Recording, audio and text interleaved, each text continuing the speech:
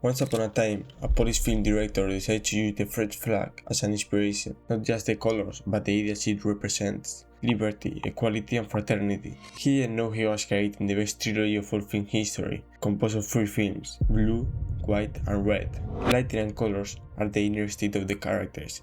It's not the realistic lighting as it used to be, it's emotional. Don't You Care, Alejandro G. Iñárritu, and Wong Kar-wai are often compared to his style. Welcome to the 3-color trilogy by Krzysztof Kieślowski. Let's explore one of the best trilogy ever created. In 1991, Kieślowski had just finished his 3rd production, La Double Vie de Véronique. It was a complete hit. He was a filmmaker obsessed with morality and philosophy. Some years before, he directed the series Decalogue, which explores the 10 commandments applied to real life through 10 chapters of 1 hour each.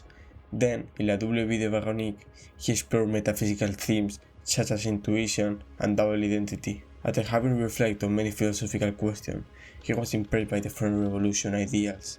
Like he had done before, he used ideas that sound great in theory but can be brought in real life.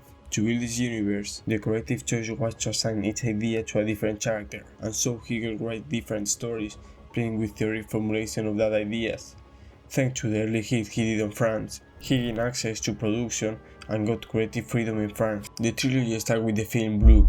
The film starts with a tragic car accident where Julie, the main character, loses her husband Patrice, who is a professional composer, and her daughter Anna. After recovering from his injuries, Julie, played by Juliette Binoche, has to deal with the grief and the beginning of a new life. Blue is often associated with sadness and solitude, and so is Julie's state. Liberty is what Julie is trying to understand while trying to forget what happened.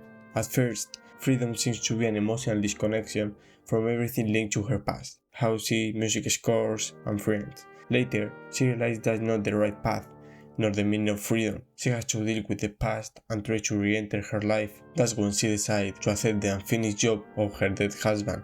Kieślowski shows a good definition of liberty, not as an emotional interdependence, but as a set term of faith. Julie welcomes the freedom to feel again, entering into a new romance and continuing with her passions. As I said before, color has a huge emotional meaning. The famous scene of the swimming pool makes us understand we are seeing the world through Julie's lens, and as the character starts going through her emotions, the blue starts disappearing. Just some months later, the film of White began. White is the most underrated film of the trilogy, and for me, it's the best one. In the movie, Carol, a Polish immigrant who lives in Paris, is humiliated by his ex-girlfriend Dominique, and after Carol loses all he has, he starts preparing revenge. Equality is the main topic. Dominique has all the power after Carol loses all, but then Carol devises a plan to reverse that imbalance in a search for equality, and after all, he managed to reduce his ex-girlfriend to nothing by making her enter the prison. The film shows the two faces of equality. Firstly, when Dominique controls the situation, Carol just wants to have the same power, but when Carol manages to be at the top, he starts pursuing superiority instead of equality. So Kieślowski let us question, does equality exist? Even if you don't believe it, White isn't pureness in this film, it's more the emptiness of the world.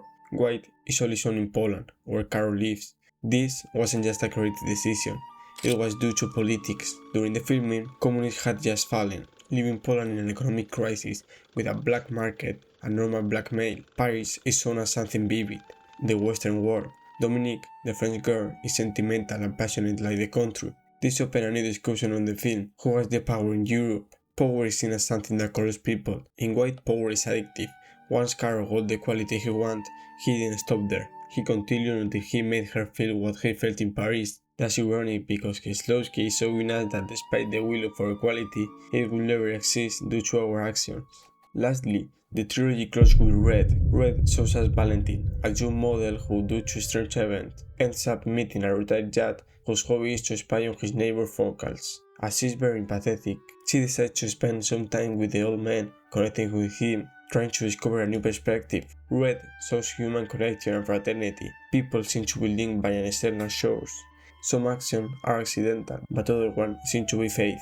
The doppelganger structure is also in this film. Some situations just seem to be the same ones a year before. For example, the old judge tells Valentine that his ex-wife died on the English Channel, and just some moment later, while she's traveling to London, her ship shrinks. Red is communication. The film is full of phones, radios, and conversation.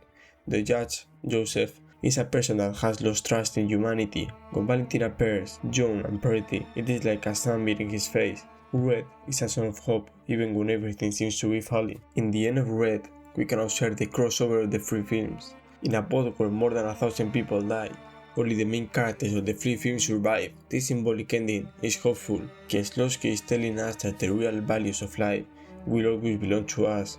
Liberty, equality, and fraternity will always be in human essence. This is the moment where we are able to see the connection between the three films, where everything fits. The ferry may explain more than you think. Symbolically, it's like we are always traveling with other people that we don't know, but that are connected by us in a certain way. The different characters didn't know each other, but inside of them, they share almost the same values. Also, while counting the survivors, you can notice one thing. There are 7. 7 rarely means divine perfection and introspection. A disturbing fact that you may not know is that the image of the boat shrinking are inspired by a true fact. In 1987, the British ferry Herald of Free Enterprise sank just 1 kilometer from the shore in the English Channel. 193 passengers died at that moment. The deck of the real ship is the same one as the one shown in the movie. That's the best display Kieślowski could have done about fraternity. The connection between the films must not be reduced to the three ideals of the French Revolution. The connection is a constant movement. In Blue, the first film, we can observe a lonely woman that has just lost everything she loved and has to have solitude. Then, White is a relationship, broken but more than a lonely person. And finally, in Red, all seem to be connected. Everybody is linked like an interdependent society. Obviously, when we are talking about things the three films have in common, we cannot skip the old woman scene. Each movie of the trilogy has one same scene. The characters act different in that situation. Julie just let it pass. Carol observes what's happening but decides not to go, while Valentine goes running to help that poor woman. Things like that are what made this trilogy so special. Color progression, the different response to suffering, and the way of communicating. Overall, these films are about human essence and how we act while we are struggling. The retired judge is the idea of an ideal person Kieślowski has. He observes, he studies behaviors, he searches for meaning, and finally, he doesn't find anything meaningful. Another thing you may not have noticed at the first watch is the pattern of the characters through different films. In White, Julie sat on the trial during Carol's divorce. In Blue, Carol can be spotted at the courthouse.